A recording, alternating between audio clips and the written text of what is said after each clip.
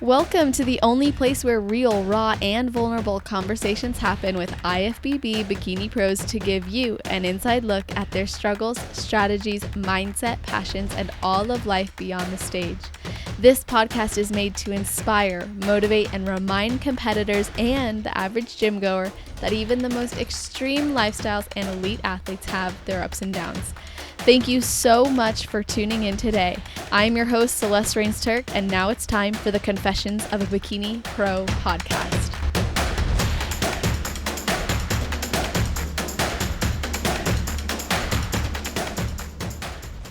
Hello, everyone. Today we have an amazing guest who's been competing. She actually competed years ago, stepped away from the stage to focus on other aspects of her life and her health for a while. Now she's back in the game. She's bringing a very real perspective to her followers about the industry. She's a food and beverage marketer manager from LA who recently moved to New York and is a member of Team Fit Body Fusion. So welcome to the show, Hana Devore. How are you doing? I'm good. Thank you for having me. Yes, of course. I'm super excited about our episode today. We have a lot to talk about, and I love to know what is something you did or something you plan to do now right before your heel hits the stage. Something I plan to do? Mm-hmm. Do you mean like a life accomplishment, or like right now in an hour I plan to go get a massage because my whole body hurts working out too much. I love it. I mean, before, like that moment backstage. Oh yeah. Yep. Is there something that would go through your head or something you plan to think about now that it's been some time? Yeah. So first of all, I'm putting together a playlist on Spotify that I'm going to be listening to backstage. And I like to just kind of tune out a little bit. I think that most people do. Really the only person that I will kind of hang around and talk to for most of the day is going to be my coach, because we just try to stay really in the zone. And then it's always good to see, a couple of my friends and say hi, of course, and socialize. But I'm just one of those people. I'm a little bit more introverted, and I kind of have to just get into my own head and hype myself up. And I think that my mantra right before walking on stage is going to be, I'm back, bitches. Yes. Probably something like that, because it's going to feel really good to walk back out there. And it's going to be cool to look at my coach. It's going to be cool to look at Sandy, IFBB head judge. She's been around the whole time, and I love her, and I'm going to just kind of give her a wink and say, what's up, girl? I'm back. That is awesome. I'm super excited about that, honestly. When is that going to be, by the way? So right now the plan is for November 2nd, which is the Spectrum Fitness Productions SAC show, or AKA the Sacramento Pro in Sacramento, California. So that's early November. And then there's actually a brand new show right by where I live. It's the Niagara Pro, and this is the first year that they're doing it. Oh. So it's so close to home. I called my coach. I was like, hey, this is 2 weeks later, and it's 10 minutes from my house. Can I just go do this show?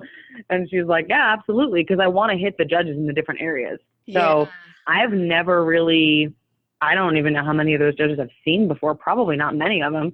So it'll be something kind of new, and I need to establish myself in all areas of the country, really. Especially going from West Coast to now East Coast. Yeah, I competed heavily in Sacramento. I love Spectrum Fitness Productions. They just do a good job. It's my team sponsors their shows. It's comfortable. I like their vendors, like the Tanners, etc.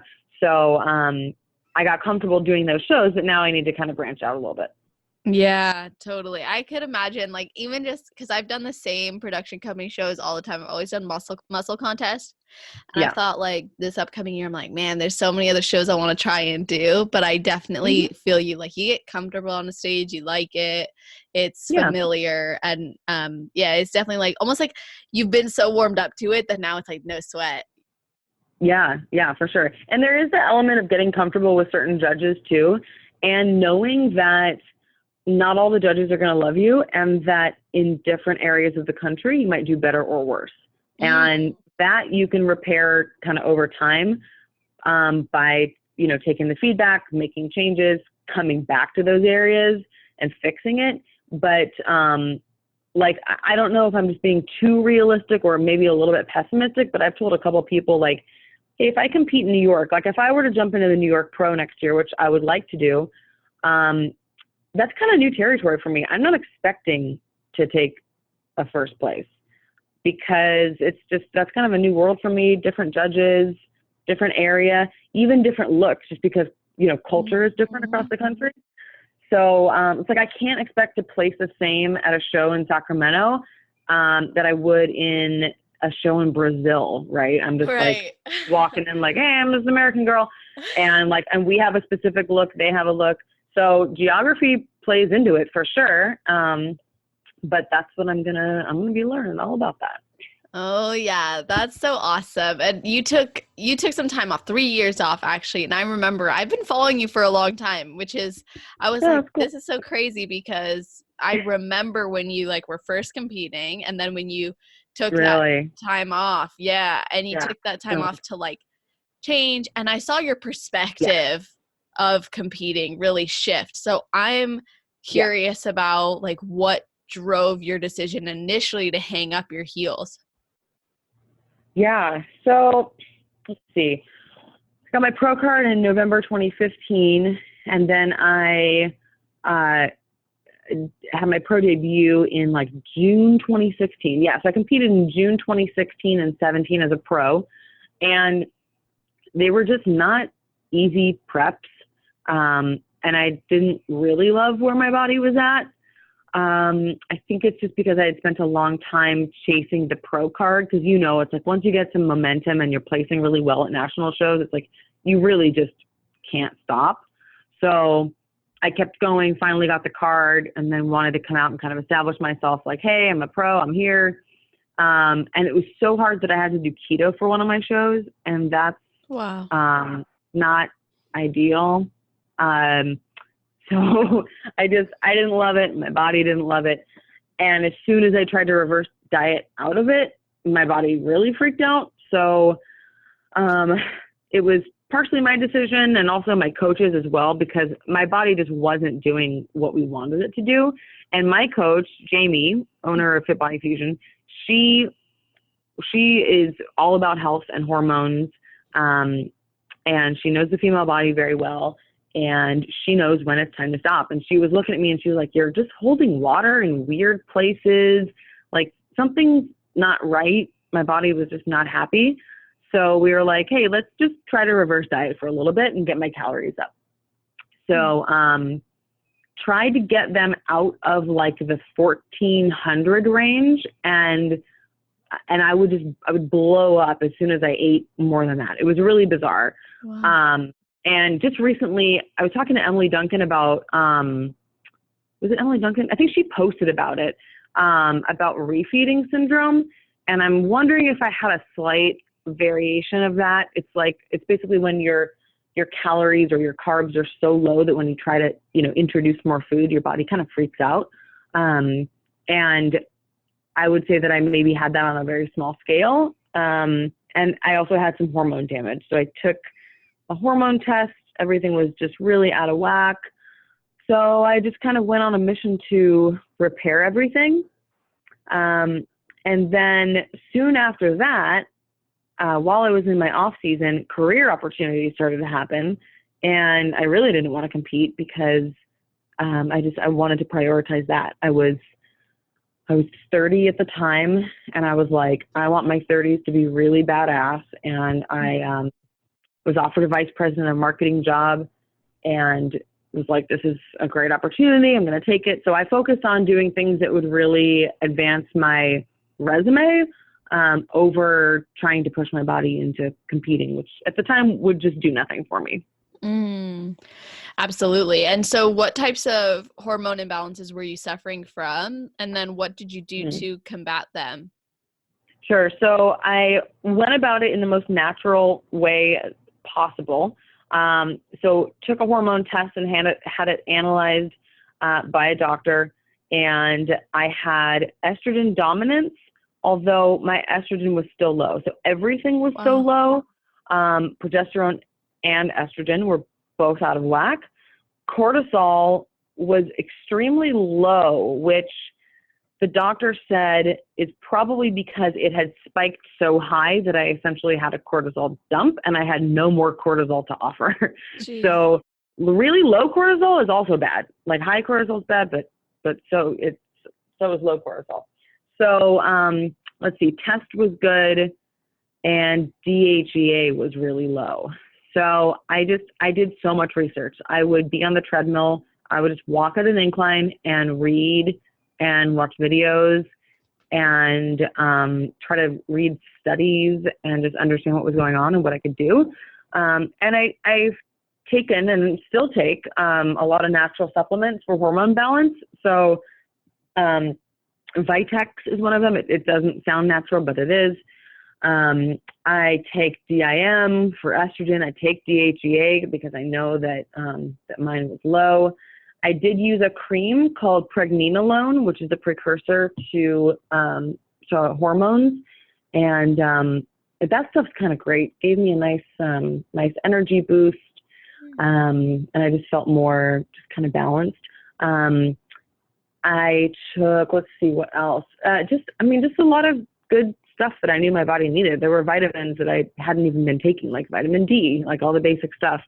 And I watched my caffeine. I did a total caffeine detox for 1 month, just to kind of reset everything and to make sure that I wasn't overstressing myself. Mm-hmm. I also took time off from the gym. This whole period sucked. Like I was panicking because I didn't know what was wrong. I could barely eat anything without my body just freaking out. And then my coach was like, "Hey, I think you should stop working out." So it really sucked. But long run, took about 6 months, but I totally came back. And I gave myself, a lot of time. And that's the only reason why I can do what I'm doing now. And then also diet wise, I got my fats and my carbs up too. Over time, I got my calories up and I got to a much healthier place. It sounds so familiar. I seriously went through Yes. so much of that. Yeah. In terms of like the steps you took to repair, I did a lot of the same things, and I was like really focused on, like you said, is like almost preserving energy, like not causing unnecessary energy spikes from caffeine or like a fat burner or any sort of supplementation. I wasn't really big on caffeine anyway, but I was like, I can see where it could be coming from anyways. Sleeping a lot more. I like Yeah. cut out all my cardio. My lifting was, I literally shifted my lifting to be like barely any more supersets. Honestly, it was like, okay, if your body is out of whack because maybe there's a high amount of stress or you don't know what's going on, so you just start throwing shit at the wall and you're hoping something sticks. I get it. I did that too. If anyone's listening who's been through it, I mean, I know you have an Amazon link with a bunch of what you've been taking. Oh yeah, I do. So that's cool. That's a good resource. And then I also like link in my bio that takes you to, let me see, it says, I think it says hormone recommendations. Yes, it does. And, and if you click there, it's like lots of cool stuff that I've taken, including, like maca, I forgot to mention, that's great for our hormones. Ashwagandha for sure, DIM, DHEA, cortisol support. And then there's also the hormone test that I took, which I just got on Amazon, which is great. But then a doctor actually will analyze it and do a full write-up. I mean, they sent me back like a huge multi-paragraph essay on what was going on with my body. That's awesome. That is amazing. I read the Period Repair Manual by Dr. Laura Briden. Actually, I think one of the listeners recommended that to me, or a follower of mine, and I was so grateful that she did. And it actually explained a lot of the benefits of what you were taking and are taking now to continue to support your hormone balance. I think it's something we all need to be more aware of. And I I think there's a lot that goes into like the imbalancing of the hormones or like the destruction of them, right? And like wreaking havoc on our bodies because we do demand a lot from ourselves, especially if we're competitive. And like you said, you were on a roll. So Mm-hmm. you kind of get that fire. You don't want to stop. You ignore symptoms. I know I did anyways. And Oh yeah. then it's like, okay, well, what's next? What's next? And then we have to stop and shoot. We wish we had stopped sooner so we wouldn't have to go through all of that. Right. So Right. So this time around, I'm being more proactive rather than reactive because that's what I was last wondering. I competed and I didn't worry about any of this stuff until it was too late, until I had to stop competing. Now I have been taking care of my hormones and my metabolism and my just, mental health for the last 3 years in this off season. And as I started to get closer to prepping, to thinking I was going to prep, I made sure that I was stocked up on all the things I needed, made sure I was in a good mental space, kind of checked in on my hormones, talked it through with my coach, and I'm taking a lot of, those kind of support vitamins. I'm prioritizing sleep, I'm trying my best, and not going so hard on myself this time around. So a lot like slower and steadier. Yeah. Yeah. And it's working and I feel good and my body's responding really well, which is super cool. I don't know. There were times, a couple of years ago that I couldn't even picture myself getting lean again. And now my body is just reacting immediately to whatever my coach throws at me. So it's really cool. That is so awesome. I love to hear Yeah. that. It's really Yeah. rewarding, I'm sure, because not only do you feel amazing, but your body's like, thank you. I'll reward Yeah. you. Yeah, exactly. Yeah. Yeah. There's give and take. Yeah. Absolutely. And so I prefaced this before we started recording, but like I don't usually dive super deep into this subject on the show, but I did want to hear your thoughts on this. Do you think that any of what you dealt with was contributed to not being a fully natural athlete? Well, I was. So You were natural. I've only competed 100% natural. Wow. So my when I started to actually play around with SARMs, that was actually a couple years ago. So that was when I was starting to feel pretty good. I was getting back in the gym and just getting curious, wanting to build. I was like, hey, I'm going to take some time. I'm going to build. I'm not sure if I'm ever going to come back, but I want to, back to the stage, but I do want to put some muscle on, and my shoulders were lacking. And actually, about the SARMs, I was working next door to a company. I think they did some sort of like metal fabrication or something. And there were some veterans working there, and we would talk about supplements and stuff. They were really focused on health. And a couple of them were talking about SARMs one day, and they were like, yeah, this is super interesting. They're not steroids. There's all this interesting research on them. So I looked into them, and I tried Ostarine out, which I like, and a couple others, but Ostarine worked best for me. So I've only competed naturally and been successful. So, I mean, you certainly can do it. If you have the genetics and you have the program and the diet and the metabolism, you can do it naturally, for sure. And you got your pro card that way. I got my pro card naturally. Yep. Yeah. And then, I just kind of played around with some stuff while I was in my off season. I was like, hey, I want to build, and I like biohacking, and that's where they say that SARMs fall under. SARMs are kind of in a weird area, but they fall under biohacking, and I love that kind of stuff. I've tried every diet. I try all kinds of different vitamins, and I listen to podcasts and read, and I'm just always open to trying new things that might make me feel better. And a lot of people take Ostarine for joint health, a lot of older people in particular. So it has some really interesting benefits, and I played around with that. And then I did test out a small dose of Anavar, didn't love it. And as of right now, I am completely natural. That's awesome. And could you explain to people and by the way, I appreciate you sharing that. Could you explain to people what the difference is between like SARMs and then like the steroids we usually hear about, like Anavar? Oh, sure. Well, SARMs, first of all, just are not anabolic steroids. And as far as the research that I've done, they don't interact with your hormones like steroids do. And SARMs is short for selective androgen receptor modulators. Yeah, selective androgen receptor modulators.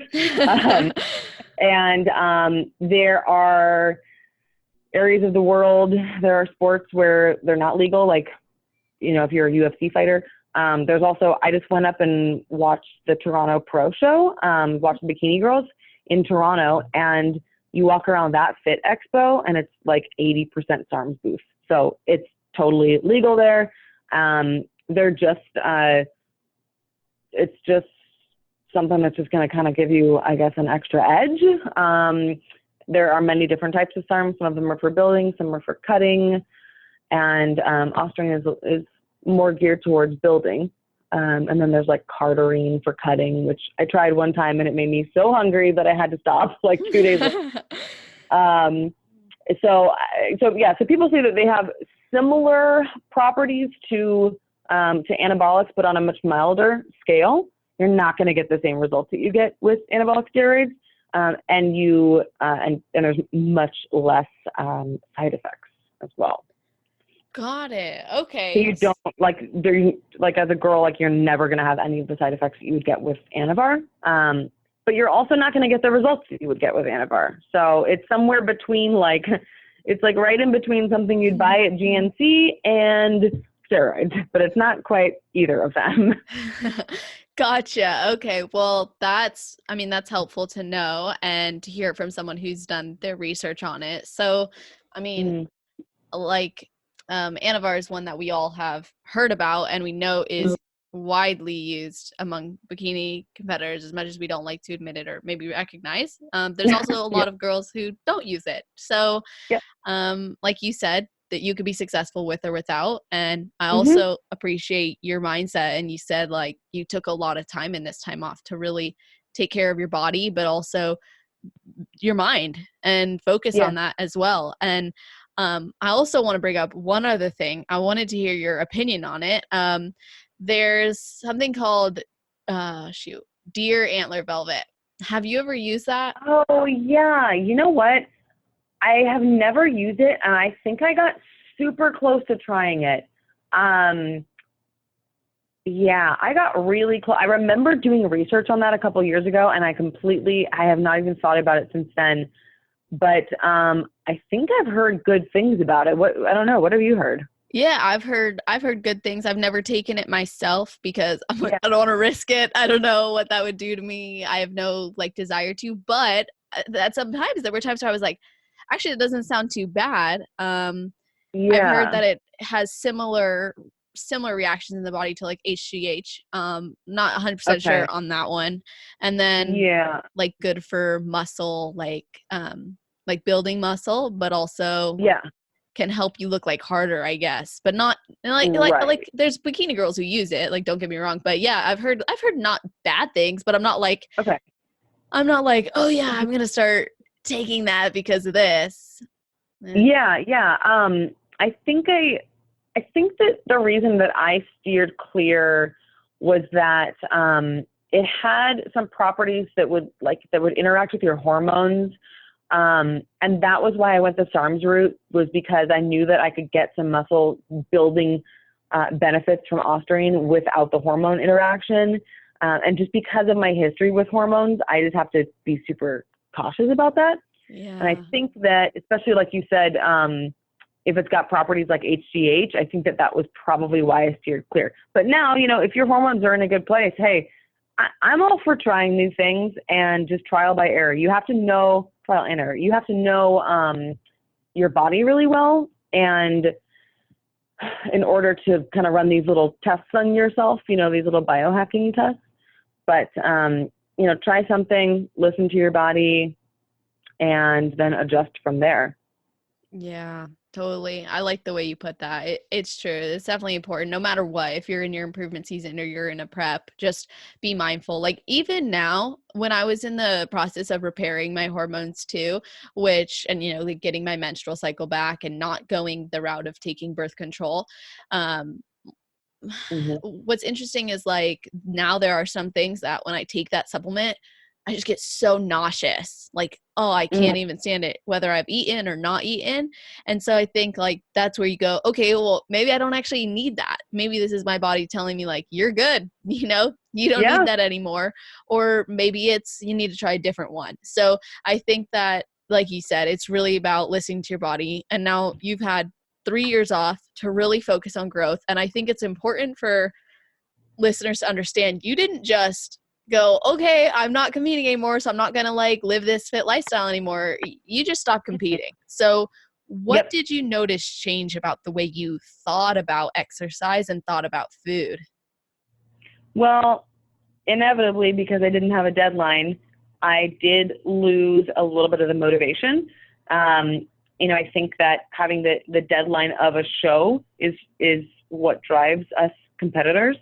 Um, and it pushes us. It's like, I'm not going to skip the gym today because I got to be ready for the show, and I'm going to look like an idiot if I'm not ready. Mm-hmm. But if I'm just in my off season, like, who cares, right? So it was harder to get motivated.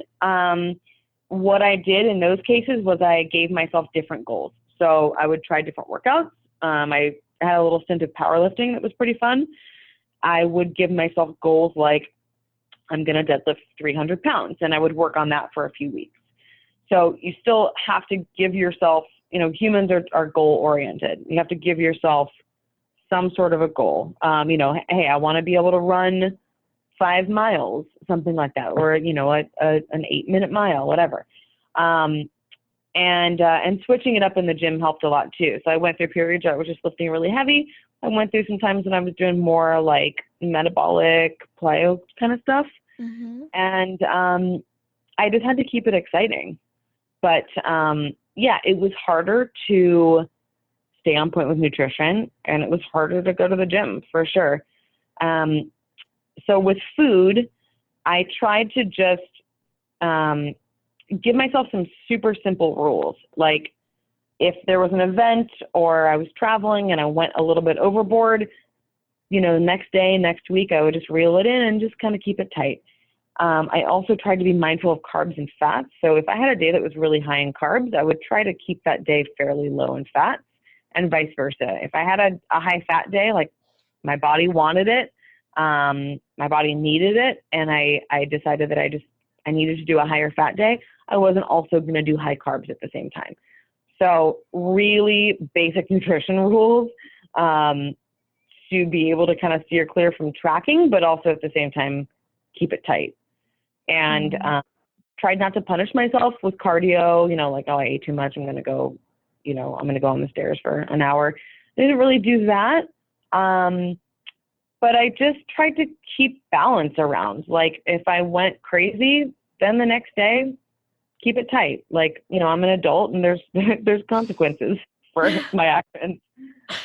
Oh man, I have to say I really appreciate that you said you didn't punish yourself. That is like one of the most heartbreaking things I see in our industry, and it's like promoted almost like it's okay. And I've heard horror stories of like coaches telling their girls like, oh, you went over, like go do an extra like hour of cardio or do cardio until you can't walk Mm-hmm. anymore. I'm like, dude, like we can't punish ourselves for those kinds of decisions. We just have to modify. And I like that you were able to use everything you took from like obviously the competing world and you applied it in your life still while maintaining that balance without it being about like I'm not good because I did this or I'm good because I did that. And Mm-hmm.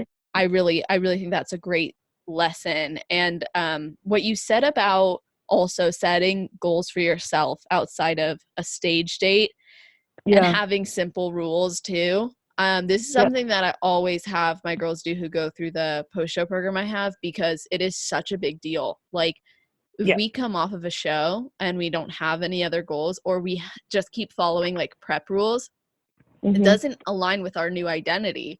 So then it doesn't make sense to our brains to actually follow through on it. It's almost like you take a ballerina and tell her to go to football practice. It doesn't make Right. sense. So it's like Right. you can't Yeah. apply prep to off season, but you can use principles.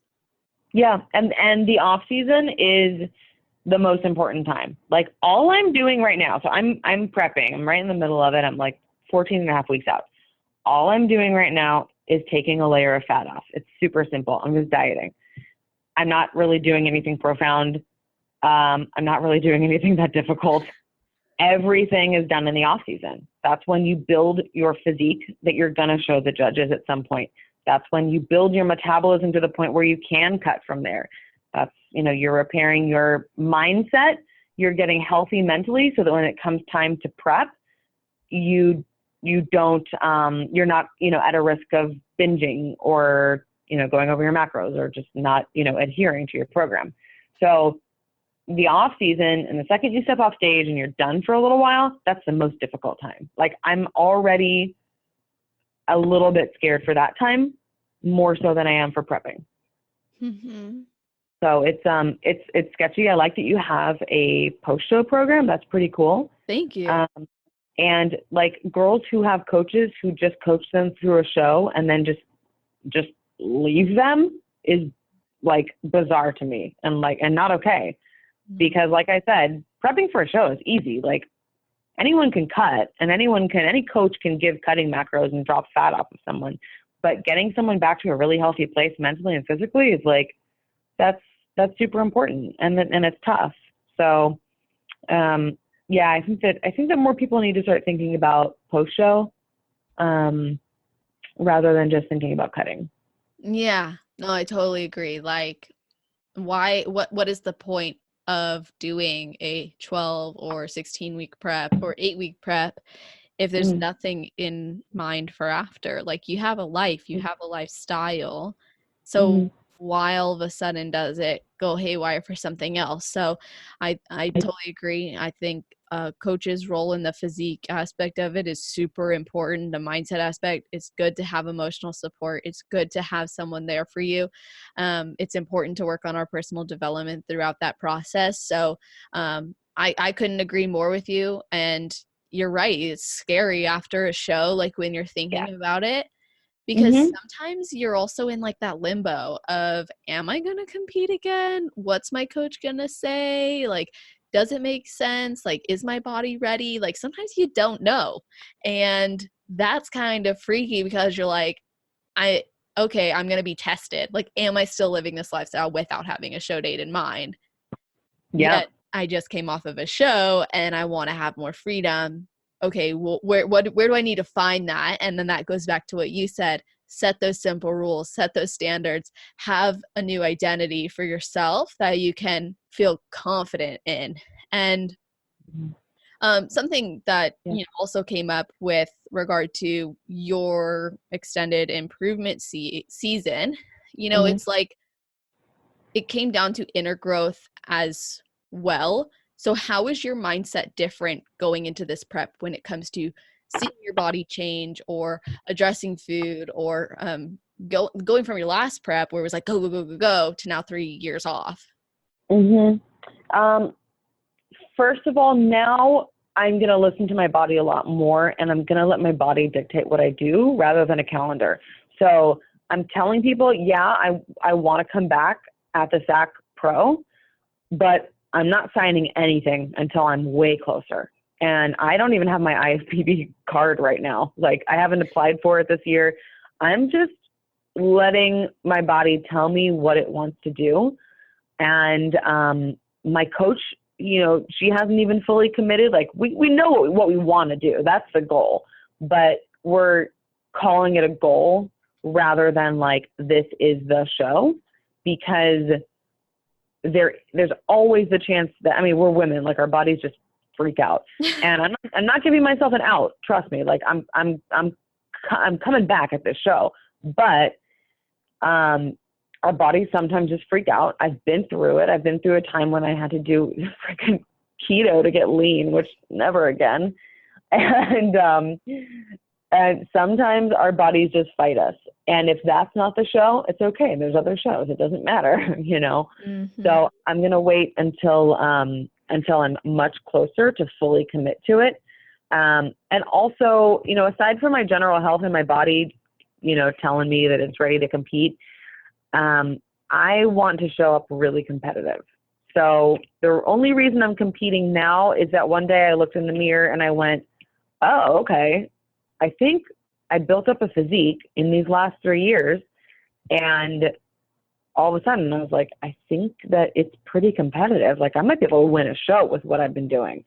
And it just kind of hit me one day. So I want to come back in a really good place. Like I want to come back going, yeah, there's a good chance I'm going to get first call outs. So if there is any chance that I'm not feeling that going into a show, I won't do it. And I will push it until I'm super, super competitive. So that's part of the mindset. The mindset around food, one of the cool things is I've outgrown that phase where I was like looking at cookies and donuts and like posting stuff on Instagram and like following food porn accounts and looking at Pinterest.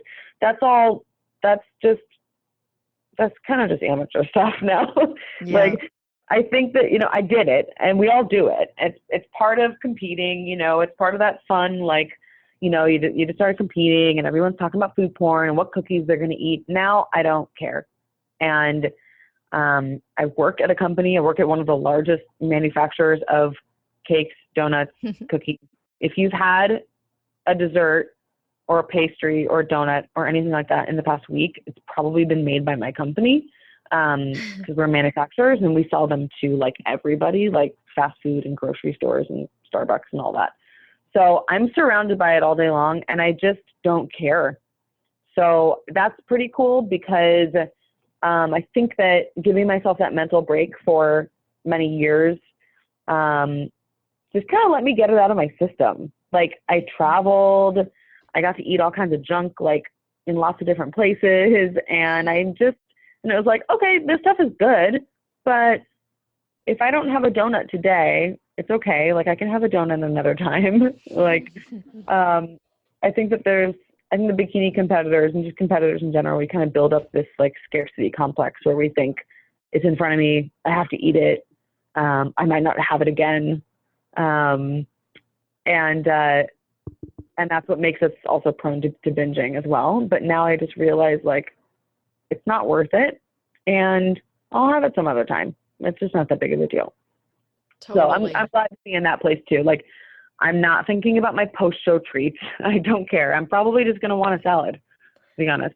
So for like a big, so like give me some vegetables. Yeah. That's the thing is like, cause I cut out all the veggies that I love, like right before I compete just cause of bloating. Yep. And, afterwards I'm probably just going to want like a huge, like steak and pile of broccoli and potatoes and Brussels sprouts. So, yeah, it's amazing how much food is revolved around shows. Like now there's a dessert table at most shows, donut walls, cookie. Yeah. I don't want that. That's the thing is like, that's not what I'm here for. Like it's bodybuilding and my focus is on winning. And that has nothing to do with me winning. That has everything to do with me, like just blowing up after a show and putting on a bunch of weight and not being successful the next time around. So I just want to be laser focused and I don't care about food right now. Food is fuel. I'm happy to just like get it in and move on and get back to work. And I'm not looking at it as something like I'm sad that I can't have something. A lot of people kind of give me shit because, I work at this company and they're like, oh my God, you're surrounded. How do you do it? And it's just like, luckily now I don't care, but I think I did have to go through periods of caring a lot. So, and then, giving myself that time of not tracking and not worrying so much about food, not being so food obsessed. And now, luckily I'm benefiting from it, but I'm 33, like it took a while. Yeah. That's a good point too. Like this doesn't happen always overnight. No.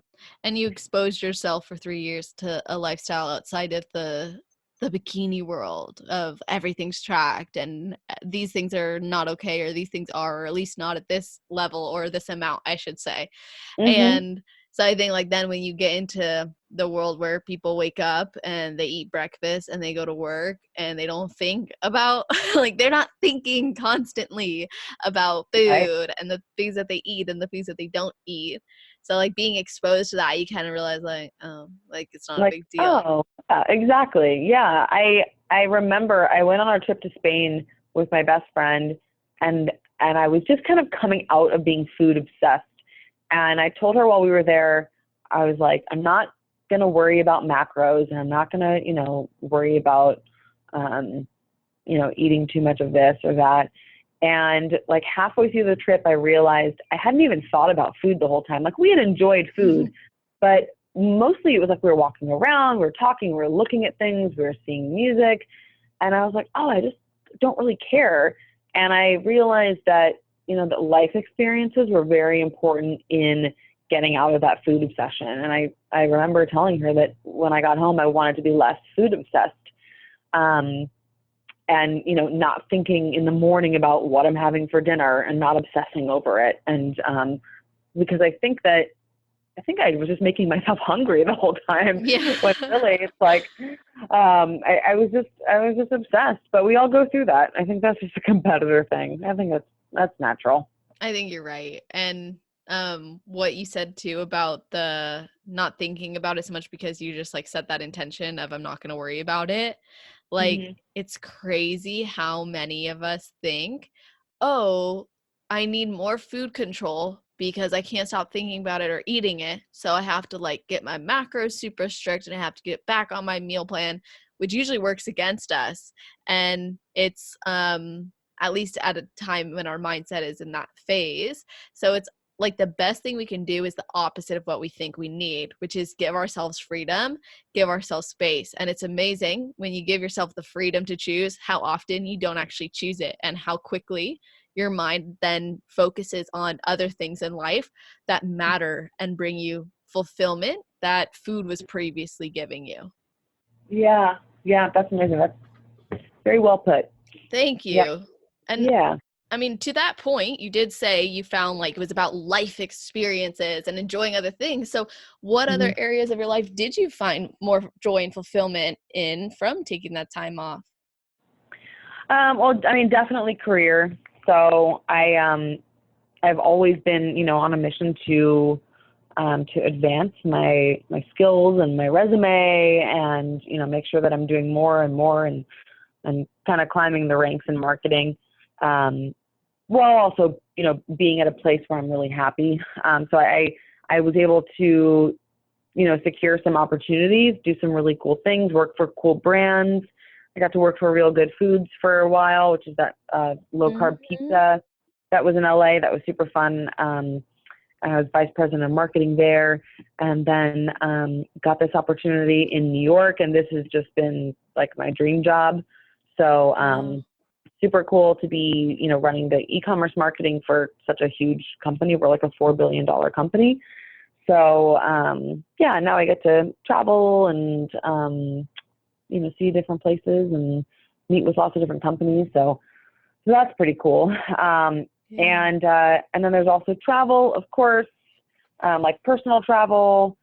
I met the love of my life Mm. about we've been dating for almost 2 years, and that's been really special. And I'm really glad that I met him, um, and fell in love when I wasn't focused on competing, because it is such a selfish sport that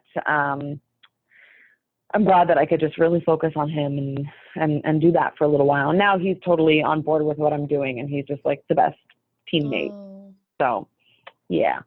So And he's those a lot happened in those years. yeah. I mean, you fell in love. That's a huge, awesome thing to have Yeah, happen. yeah, That is so cool. He's in a touring band, right? yeah. So he's in a band called Every Time I Die. They are like a metal punk band, and yeah. So he tours a ton. He's also a pro wrestler, which is just more of like a hobby of his, Mhm. something that he just really loved. And so because he's at heart, he's an entertainer. So, um, so he has those two things going on. He leaves tomorrow morning for a wrestling show. So yeah, so he's gone a lot, but we've been making it work. We did long distance for a good over a year. Wow. So yeah, but it all worked out. So how do you guys maintain your relationship when he is on tour? It's funny. I was talking to one of my girlfriends today who just started dating someone who lives far away. And we were talking about, what will make it successful and like, how do you know when when the other person is really in, because it's hard when someone's far away and they can't show you that they love you or that they care. But I was telling her that they can. Like, I know that if Andy was in Europe and he didn't have service, he would walk 5 miles in the rain to find somewhere to call me. Like, I know that for sure.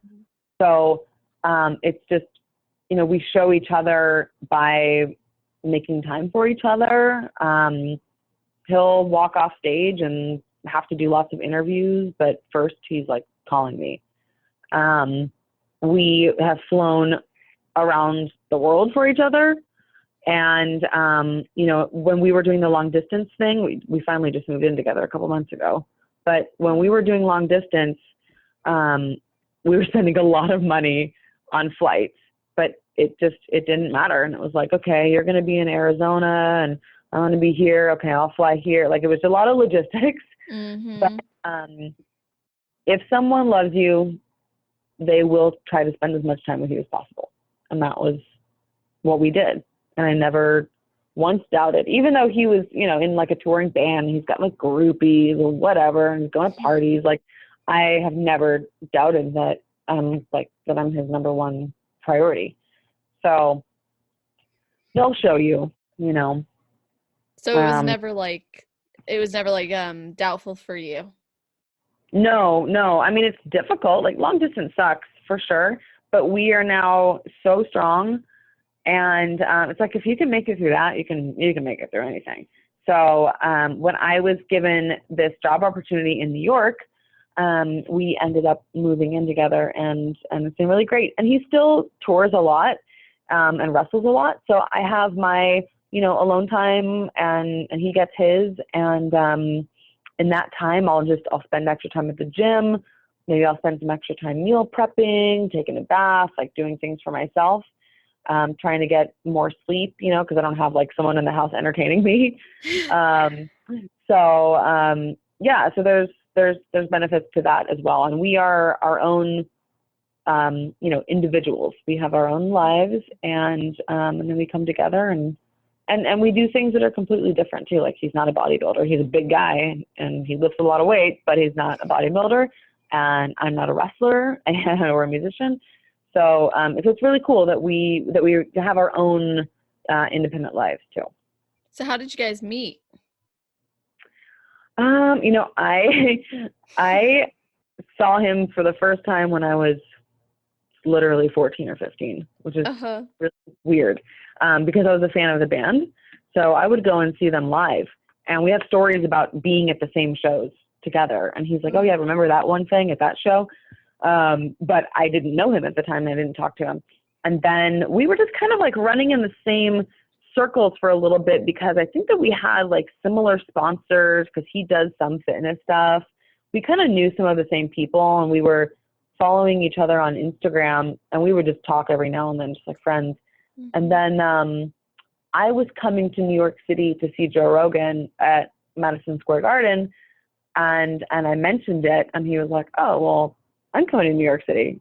And then it was like, oh, you want to get dinner? So, wow. And then we hit it off, and that was it. Yeah. Oh, that's awesome. And you said obviously you guys have your differences in terms of individual likes and dislikes. So what is it like to live with someone who doesn't eat the way you do? Well, he certainly doesn't. Yeah. So he does not eat the way that I do. So he's 6'3", 245. So he has to eat a lot of food. So, and he gets to eat different stuff than I do. So, but he is so sweet about food, and he'll just be like, hey, what can you eat today? And I'm like, well, like, I've tried to make it pretty simple for him. I'm like, hey, a protein, a carb, and a veggie is always doable. And then I'll just weigh it out myself. So don't worry about that. So like last night he made these amazing drumsticks where he like marinated them, and then he did cauliflower rice, which is so romantic. Like, is there anything more romantic than a guy giving you cauliflower rice when you're dieting? This is the sweetest guy ever. So cute. And he went to like a farm and got fresh corn. He's just like the best. That's so cute. So yeah, so it was like a super macro friendly meal, and then he got to eat like a bunch more than I did. And then sometimes he'll have like, you know, a pint of ice cream or whatever. But a pint. Oh yeah, for sure. Maybe with some Oreos. Yeah, but he knows what I'm doing. He respects what I'm doing, and I also respect the fact that he's not doing what I'm doing. So I'm like, I buy him shit all the time. I've got Oreos in the pantry. I'm like, here, have some of these. I'm like making him desserts, because it's kind of like I get to live vicariously through him. So I'll make him something, you know, ridiculous and just be like, here, eat this. And because I know that he needs it actually. Yeah. So it works, and it's cute. It's like when I'm eating pretty clean, he just kind of ends up eating clean too, but he doesn't like complain about it, because he knows he can eat whatever he wants. He can go get a cheeseburger, you know. Mhm. So that's cool. Yeah. And you travel a lot for the work you do, and yep. How do you usually like focus on making meals and training a priority? Because you do if it fits your macros, right? I do, yeah. So I use IFYM or flexible dieting. I make the personal choice to fill that with cleaner foods.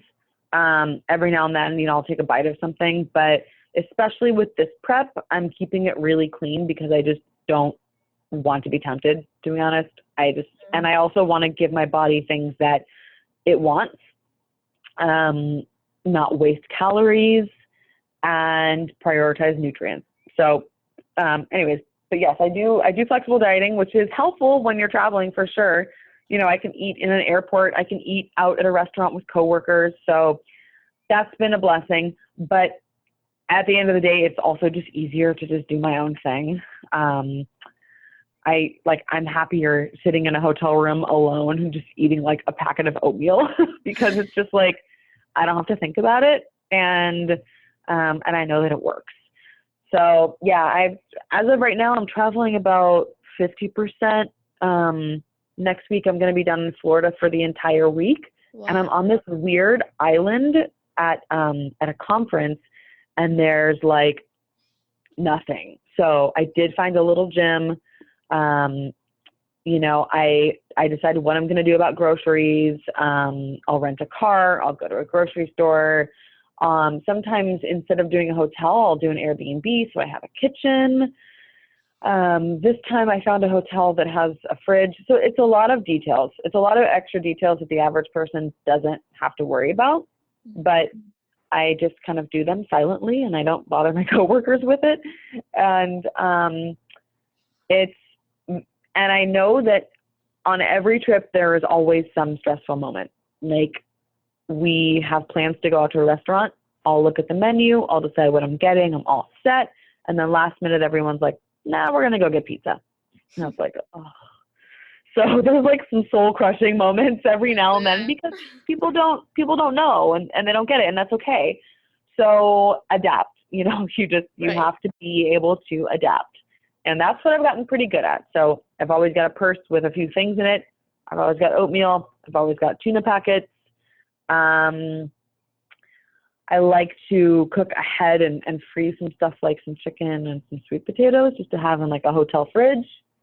And I just try to keep it super, super basic when I'm traveling for work. But yeah, it's not easy, but it's doable for sure.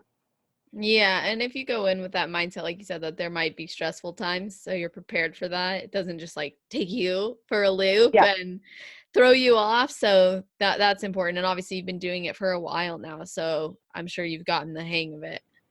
Yeah. Oh, and another tip, which I've shared on my Instagram before, is Anytime Fitness is incredible. Yeah. So I have a membership to Anytime Fitness.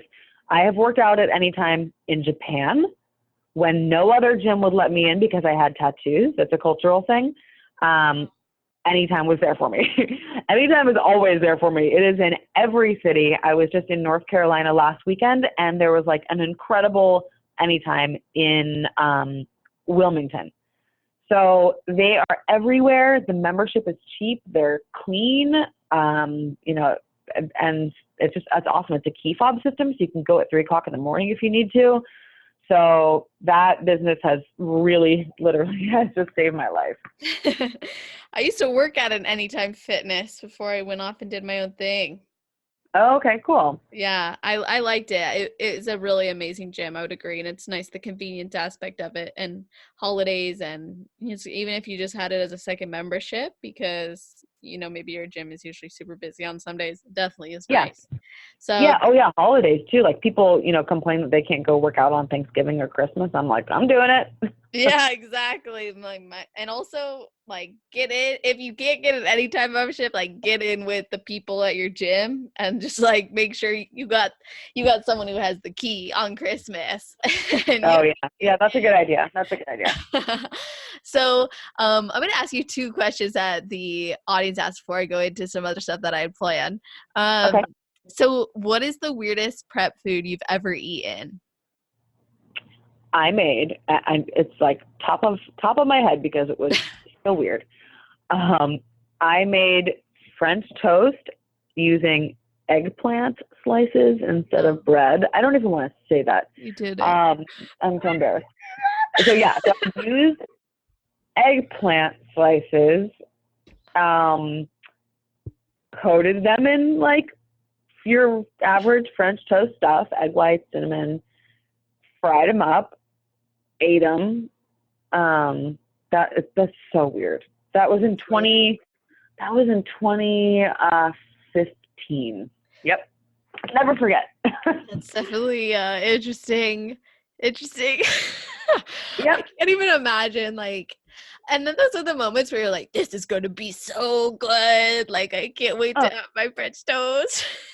I used to eat the weirdest stuff, especially when I first discovered flexible dieting. I was eating like Arctic Zero topped with like Walden Farms, like just pure garbage. Well, Arctic Zero is actually kind of good now. Okay, I'm not gonna knock them too much because they did revamp their formula and it's a little bit better. Well, but that's good to know. It's still not that great.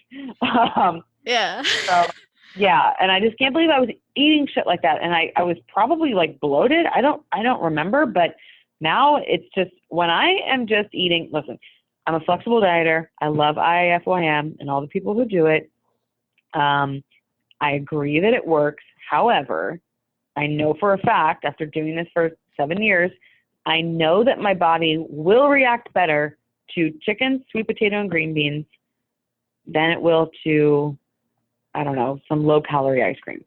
Totally. It just will. I will look better. I will feel better. So when it comes to fat loss, yes, a calorie is a calorie. Our body doesn't know. But when it comes to looking and feeling good, a calorie is not a calorie. Very well said. Yeah, I noticed a difference too. Like, I could be eating if it fits your macros for like a week or something. Because I follow a meal plan. It just works for me. But Yeah. sometimes I'll replace certain things. But in my off season for a while, it's just like, all right, I'm just gonna follow macros. And I remember there was like weeks where I was just not as consistent with the food, and I was like bloated. It was foods I didn't normally eat. Exactly. That's it. So there are two arguments, and both of them make sense. It's like you can eat a small number of foods really consistently. Your body's going to process them really well, and it's just simple. And you're going to look and you're going to feel pretty good. But there's also a good argument for having variety in your diet and not creating food intolerances. Because if you cut out a bunch of foods, you're not going to be able to eat them. If I cut out a bunch of stuff and then I try to eat it down the road, my body might flip out a little bit. So, I mean, I see it from both sides. Me so too. I'm keeping a little bit of variety in right now. But I also know that my best weeks have been like my best check-in weeks when I sent pictures to my coach and measurements have been the weeks when everything was like super simple. Yeah, totally get it. And then there's sometimes where you eat something like shitty and you wake up the next day looking lean as hell and you're like, what just happened? Oh, it's our bodies are so weird. And then the next question I got was if you still use marijuana while you're in prep. Yeah. So, well, now I live in New York and it's different. So I used to be a California resident in life. Life was much different, but yeah, weed is great. It's done really good things for me, like mentally. I've had incredible workouts using THC, and CBD is great for recovery. I love the combination of THC and yoga, and it helps me to get really in touch with my body and feel what I need to work on and where my body, needs some love and some attention. And then, as far as lifting goes, the mind muscle connection when using weed is like pretty amazing. But it's just kind of been a while. Life is just a little bit different now. So, but always open to it. Yeah, totally. So, and now I know I kind of just throw those in as random because, like I said, they're really random, but I like them. They're good questions. So, Yeah. I want to kind of backtrack a little bit on something that I think is interesting to me. At least I wanted to get your point of view because watching that perspective change for you from how you felt about competing, maybe about like a year after taking time off to 2 years, to then like how you're now feeling about it. I remember like some posts you'd outline like a lot of the pros and cons to competing and what it was like for you. So why is it different now? I think I gave myself a really nice amount of time off, a nice amount of time, not worrying about fitness at all. So I got to kind of get that out of my system. But like, okay, I used this analogy in like some post or something the other day. So I told someone, because someone was questioning me, some random person was DMing me going like, you said that competing isn't everything, and I thought that you weren't going to come back, and here you are, and you're just going to damage your body again. And I was like, okay, listen, let me put it to you this way. If you buy a car, like say you bought like a 1966 Mustang and it needed a bunch of work, and then you worked on it for 3 years, and you gave it like an awesome paint job, and you made the engine faster, and you turned it into this hot rod, and now it's just sitting in your garage. Are you seriously telling me you're just going to let it sit there and you're not going to take it for a spin? Like, you're going to take it out and you're going to show people what you did. Ooh, I love that. That was how I felt. I felt like one day it just kind of hit me recently where I looked at my body and I looked at what was going on with the IFBB judging. And I went, uh-oh, I think I kind of got there. Because I'd never really been like, I don't think that I was like a top three. I wasn't in top three shape 3 years ago. I think I'm in top three shape now. Not like, level of leanness, but muscularity, proportion. You put on so much muscle. Like, I'm there. Like, because now I'm proportional too. Because I've always had a big butt, but I needed shoulders badly. And I needed hamstrings. I needed all kinds of things. So all of a sudden one day it was like, okay, I did it. Well, now it's like, it's really hard to not show it off and not necessarily show it off a little bit, I guess, but also like, I want to see what's underneath. I have no idea. I have no idea what I'm going to look like when I drop like 10 more pounds, because it's starting to come off. I've dropped like 8 pounds, and it's starting to look pretty interesting to me. And I just want to see like, hey, what did I do the past 3 years? Because I worked my ass off. I did do like regular life and not worry about fitness as much, but I also know that I went to the gym pretty consistently for someone who wasn't competing.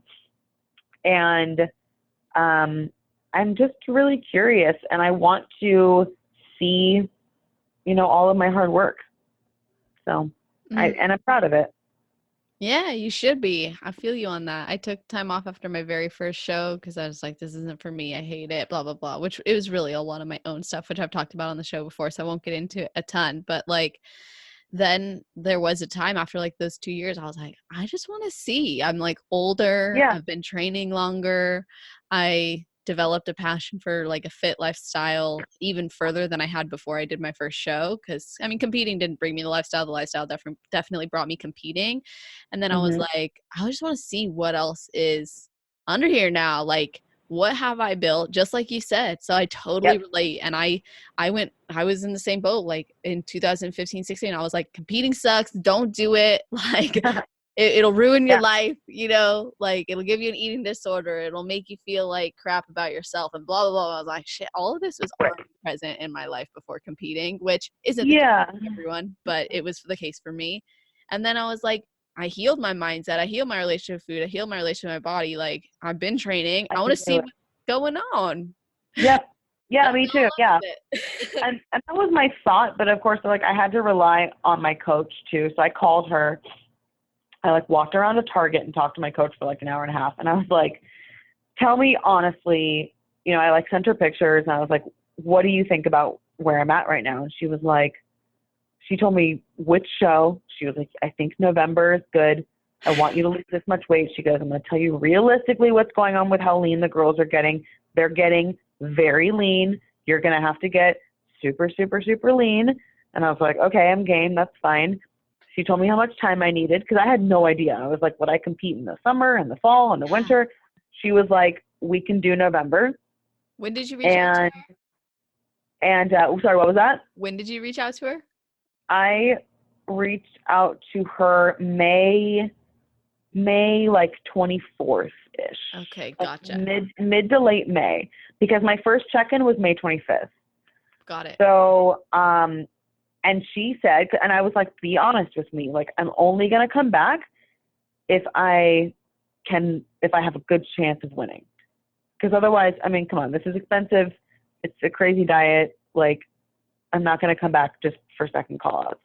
So tell me honestly, and she's like, no, you're in a really good place. So I trust her, and I know she wouldn't, put me on stage if I wasn't ready. So that helped in my decision a lot. You work with her, right? Like you're also a coach, aren't you? Yeah, I am. I just take a really limited number of clients because I also have a day job, Yeah. and I have to be able to give people enough attention, of course. Right. So right now I have 5 clients, and I keep it tight. I keep it under 10 for sure.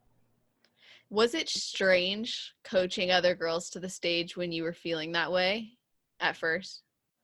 No, no, actually, it felt really good because I feel like I can help.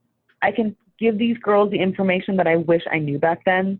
Mm, And it's kind of like my way of kind of giving back. And when I wasn't competing, it was like my way of staying involved in fitness and feeling like I was still doing something. So, no, I enjoy it, and I like helping these girls too. I like that. I'm so excited to see you compete again. I think it's going to be Thank awesome. I mean, just like you. hearing you talk about it and hearing like how the past couple years have been and just really like witnessing that transformation internally and also now what's going to happen externally as a result of that is really, really powerful. Yeah, yeah, I'm really excited. I'm just like, I just want to be successful, and I have to, like I said before, like I have to get so lean. Like my coach sat down with Sandy and talked to her about exactly what they want, which um, like what the judges want is not really as much of a mystery as I think people would like to think it is, especially when you just ask them. But sometimes you have to kind of bug them a little bit, but having a good coach helps a lot with that. So Jamie was like, hey, what do you guys want this year? What direction are you taking bikini judging in? And Sandy told her flat out. So we have a guideline. I even have photos and of other girls. And I know exactly what I have to do. I just have to get absolutely shredded.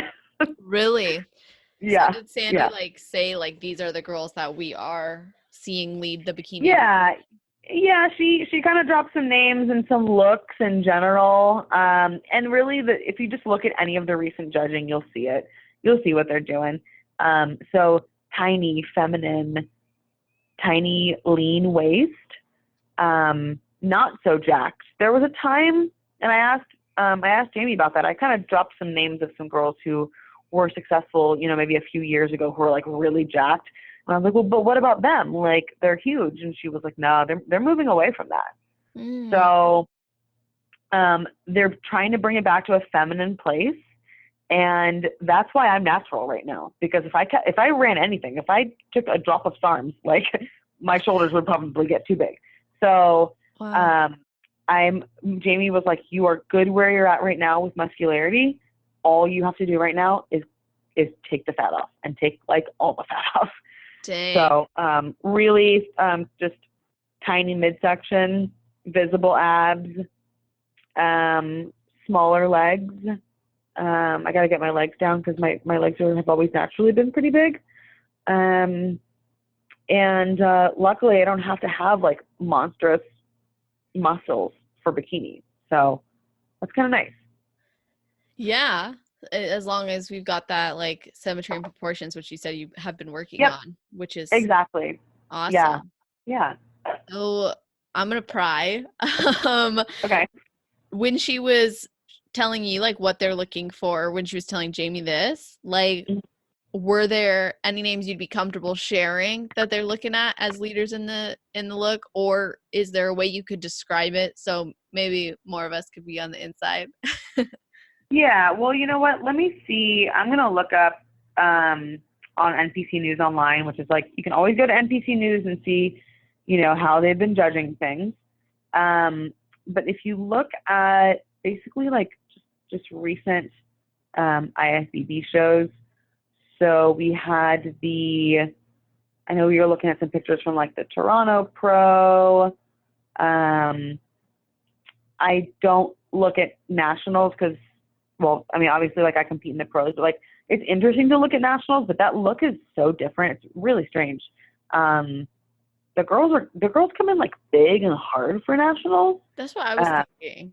and then they come out of it into the pros, and then they're like, okay, guys, like tone it down. Yeah, isn't um, that so weird though? Like, why it's is super that? weird. Um, I have no idea. I guess it's just there's momentum, when a few of the girls place well, and then everyone starts doing kind of the same thing. Um, but then there's a look that they want the pros to have, which is a little bit more feminine, and so it's just I don't know. It's an interesting mystery, but Ever changing. yeah. But I know that if you look at there is I would butcher her name, but there is a Korean competitor right now who has been placing pretty well. She was in the top of the Toronto Pro. It's like Hyun Kim, Mm-hmm. something like that. She's tiny. She's got a little bit of muscle, but she's shredded. She's tight. She looks great. And that's one of the names that came up. Okay, awesome. Well, I appreciate you sharing that, and that's really, great advice. I think a lot of us who are amateurs, like we look at the national shows and we're like, oh, that's the look they're going for. That's the look they're going for. But taking it a Yeah. step further and going like, well, what is the overall division of bikini? Like, what is the direction it's heading? Is that a Hmm. direction you want to go? Is it a direction your body will be willing to go? Right. And also, Yeah.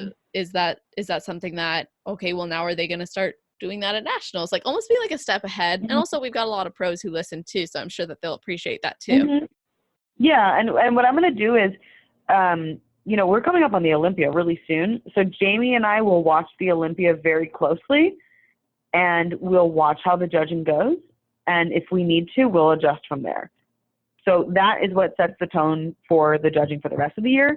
And that's where the judges basically use the judging to say, here's what we want. So if something different happened and they were to favor all of the like much bigger girls, we'd go, oh, okay, that's interesting. That's different. But we have a pretty good idea of what's going to happen at the Olympia. and like what the judges are going to be looking for. And then that will be the template for the rest of my prep, basically, like that level of leanness. I love that. So much Yeah. strategy goes into this sport behind like showing up in the gym and eating your meals. Oh, Like yeah, definitely. I Yeah. love that. Yeah, I Yeah. always like watching the bigger shows like Olympia and Arnold for those reasons. I'm like, are they gonna like the Arnold this year was really interesting. I thought with Jeanette's win, I was like, I mean, she's been in it for so long, but it was Hmm. different than some of the previous pro show wins. Some of the girls, the looks that had been winning. So I thought that was really Hmm. interesting. But yeah, I think it's exciting and it's super cool. And I love that you think like that. I just love it. It's like an athlete's mindset, and that's what's required, I think. So Yeah. I really appreciate everything you've shared so far. And I do want to just ask you, like, if you had advice to give to a person who hasn't competed yet but is thinking about it, what would it be? And then advice for an amateur who is going for the pro card. For someone who hasn't competed, prioritize health for sure. And like I said earlier, the stage will always be there. So don't get so hung up on a show if it's compromising your health. Also, keep a good head on your shoulders and keep your circle pretty tight because, like any industry, there are kind of dirty aspects of it, and there are always going to be people who might want to take advantage of you, whether it's maybe a photographer or a supplement company. So be very smart, very strategic, protect yourself, and protect your health, like I said before. Could you expand on that real quick? Like people taking advantage, like give us an example, like red flags. Yeah, I mean, you know, there are supplement companies that you can get involved in, you can get involved with, who will want you to give more than they give back to you. Mm. They'll want a lot of your time. They'll want to control your Instagram, but not really give you anything back. But they'll look at it like, hey, you're new to the industry. You need us more than we need you, right? So a long time ago, my coach told me, don't go for the first sponsorship that's offered to you. Don't go for the second one or the third. Wait it out, and we're going to wait for the right one. And we turned down a lot of them. I've recently turned down a couple of too that were just not right. So don't just jump on any opportunity. Or, you know, a guy offers to do some photo shoot and he ends up being a sleaze bag. Like that happens too. So just stay smart and keep that like situational awareness, you know, always be looking at people and being like, what do you want from me? So that's kind of, I tried it to trust people, but also just stay aware, you know? Yeah. I appreciate you expanding on that. Thank you. Yeah. And then you said advice for an amateur who wants to turn pro, right? Yes. Yeah. Get with the right coach and like get with a coach who you can stay with for a long time, which is hard because it's like dating. It's like finding your soulmate. But just be with the right coach. And when I say the right coach, that involves things like politics as well, because it is a political sport. I mean, every industry and every sport is political. And there's the strategy that we were talking about that, like, I wouldn't be able to be this strategic without a coach who's been doing this for so long and who knows the industry so well. So, like you said, it's not just about like, yeah, she gives me a great workout program and she gives me the right macros, but also she's super in tune with what's going on in the industry. So, so having the right coach is going to be very, very important. I think it's really cool when people prep themselves and they don't have a coach. I think it's great to be able to do it on your own. But as you're getting closer to becoming a pro, you're gonna. I think you have to have a coach. Mm. And Yeah, like you said, it's like finding your soulmate for sure. Um, yeah, has Jamie's always been your coach, right? always, yeah, since day one in That's so cool. 2014. It was like May of 2014. That's awesome. Oh, I Yeah, love that. That's always so cool to hear. I love that we can develop such great connections in the sport among athletes and especially among our coaches. So, our yeah, coach. So I think that's awesome. And I appreciate that advice. And I want other people to be able to say thank you and, of course, connect with you. So where can people do that? So my Instagram is Hana _Devore, and that's HANA _DEVORE. Feel free to, DM me if you have any questions. And otherwise, that's pretty much all I do for social media, but people can DM me or email me. Awesome. Perfect. So I'm going to make sure that I put that in the show notes page. I'm going to include your link in bio link as well, so people can get to that Amazon link that we talked about earlier. Okay. So to those listening, that's celestial.fit/podcast. If you're listening straight away, her episode's going to be on the top of that page as always. If you're listening in the future, just go to the categories section. If you're on mobile, scroll all the way down to the bottom. Categories will be there, or make it super easy on yourself. Type in Confessions of a Bikini Pro podcast, Hana Devore, excuse me. And then you'll just type in Celestial Fit after that and you'll find it on the page immediately. So Hana, thank you so much for coming on. Thank you. Everyone's been looking forward to this episode. I've been looking forward to it. So I really appreciate the time. And to everybody listening, I hope you have an amazing rest of your day, night, or morning, wherever you are in the world while you're listening to this episode. Just make it awesome. All right. Thank you for having me. Woo!